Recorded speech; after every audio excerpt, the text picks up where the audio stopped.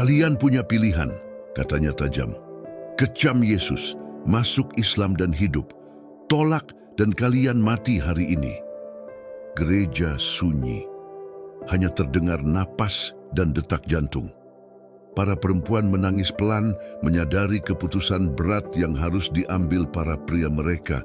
Lalu pendeta Samuel maju dan menatap mata sang pemimpin. Kami memilih Yesus satu persatu, ujarnya tegas. Serempak ke-35 pria menggemakan kata-katanya, remaja Daud, kakek Yusuf, ayah muda Mikael. Mereka lebih memilih mati daripada menyangkal iman. Para pria kemudian diseret ke belakang gereja, ke tanah merah gersang di bawah terik matahari. Mereka dipaksa berlutut berbaris, tangan terikat kasar di belakang. Dari jendela, para perempuan dan anak-anak hanya bisa menyaksikan dengan air mata. Adakah kata-kata terakhir? Ejek sang pemimpin. Pendeta Samuel menatap langit dan berdoa lantang, Bapa, jika ini kehendakmu, bawalah kami pulang. Tapi jika engkau punya rencana lain, tunjukkan kuasamu. Doa bergema di antara para pria. Ada yang berbisik, ada yang berseru. Daud membacakan Mazmur 23. Tuhan adalah gembalaku, takkan kekurangan aku.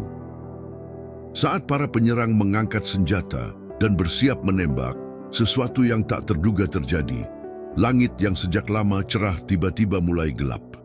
Awan hitam muncul cepat dari cakrawala, padahal sedang musim kemarau. Dalam hitungan detik, separuh langit tertutup awan tebal. Pemimpin itu mendongak, bingung.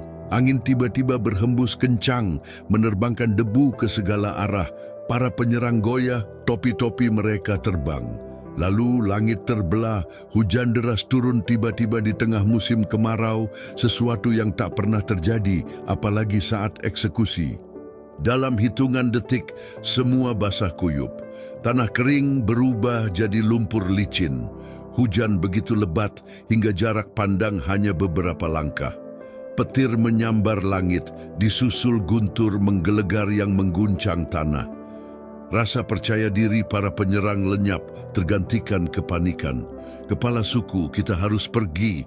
Ini bukan cuaca normal, teriak salah satu dari mereka. Pemimpin mencoba tegar, tapi ia tahu badai sebesar ini tak pernah datang mendadak. Hujan semakin deras, aliran air terbentuk di tanah. Tali pengikat tangan para tahanan menjadi licin, lalu hujan es turun. Bongkahan besar seperti bola golf menghantam tanah, panik melanda. Ini pekerjaan dewa mereka, teriak seorang penyerang muda. Anak buah sang pemimpin bubar, berlari ke sepeda motor untuk melarikan diri dari apa yang mereka anggap sebagai hukuman langit. Di tengah kekacauan, sesuatu ajaib terjadi. Ikatan di tangan para tawanan mulai mengendur. Entah karena hujan atau kuasa Tuhan, satu persatu tangan mereka terlepas. Pendeta Samuel menyadari lebih dulu dan segera membebaskan yang lain. Tuhan telah memberi jalan. Kita harus bertindak sekarang, bisiknya. Ke-35 pria itu bergerak cepat dalam hujan lebat, seperti bayangan di tengah badai. Hujan deras menjadi pelindung sempurna bagi pelarian mereka. Para perempuan dan anak-anak hanya bisa berdoa di dalam gereja, tak melihat apa yang terjadi di luar. Lalu, seperti muncul dari kabut, 35 pria itu masuk lewat pintu belakang gereja, basah kuyup, berlumpur, lelah, tetapi hidup. Tangis, sukacita, dan pelukan pecah di dalam gereja. Mama Rose berlutut, bersyukur karena cucunya, David, selamat. Namun kisah mereka belum berakhir. Badai itu berlangsung tepat 43 menit.